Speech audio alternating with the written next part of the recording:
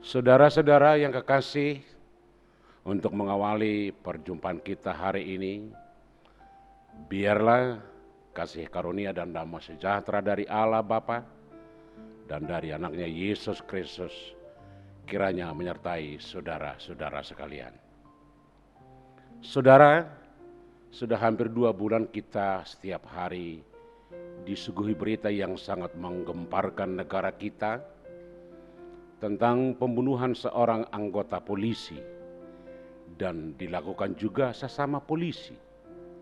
Banyak isu, informasi yang berkembang liar, masing-masing buat analisa, diksi, spekulasi, bagaimana mencoba membuat berita untuk bisa mendapat informasi yang pasti. Tetapi sampai sekarang kita belum mengetahui bagaimana itu terjadi karena belum diungkap secara teliti dari para saksi kunci.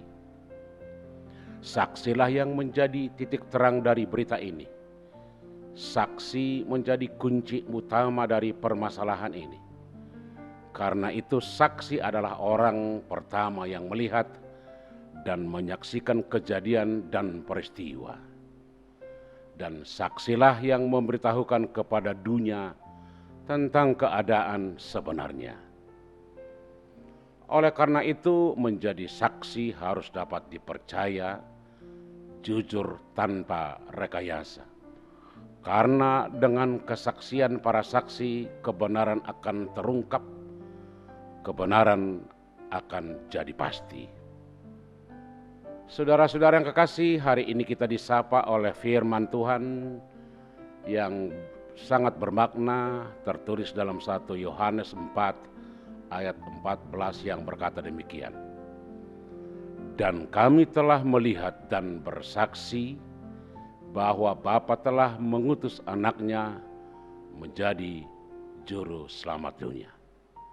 Saudara yang kekasih, inilah pernyataan yang sangat menarik dari sang rasul yang bersaksi tentang tindakan dan perbuatan Allah di dalam Yesus.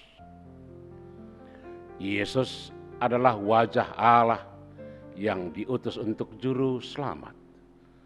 Perbuatan Bapa yang telah mengutus anaknya menjadi juru selamat dunia adalah sebuah tindakan luar biasa kepada dunia. Kenapa? Akibat dosa dan kejahatan, manusia pada dasarnya akan berakhir dalam kebinasaan. Dunia akan terkena hukuman Tuhan.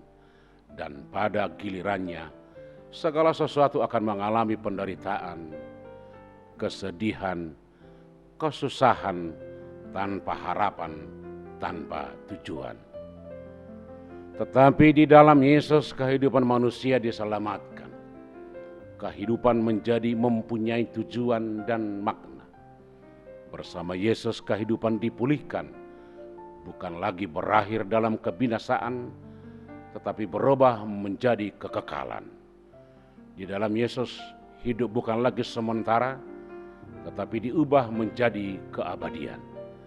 Inilah anugerah terbesar yang pernah dilakukan Bapa terhadap dunia. Dan ini jugalah yang telah dilihat dan disaksikan oleh Rasul Yohanes di dalam Yesus. Kesaksian ini benar, bukan rekayasa dan bukan pula mengada-ada. Karena Yesus yang telah datang ke dunia, mati dan bangkit kembali, menjadi bukti yang pasti bahwa hanya melalui Dia keselamatan itu nyata. Saudara, sekarang bagaimana kesaksian ini kita teruskan kepada orang yang belum melihatnya, bahwa keselamatan itu harus menjadi milik semua orang. Sang Rasul mengajak kita untuk kembali bersaksi melalui hidup dan pekerjaan kita masing-masing, baik sebagai keluarga, pelaku ekonomi, pelaku pendidikan, kesehatan, politik, atau di mana saja kita diberikan Tuhan tempat untuk memperlihatkan rencananya. Kita harus bersaksi bahwa kita adalah orang yang sudah diselamatkan, orang yang menerima keselamatan, dan dengan demikian keselamatan itu harus kita sampaikan. Itulah kesaksian. Jadilah saksi-saksi Kristus untuk dunia. Tuhan menyertai kita. Amin.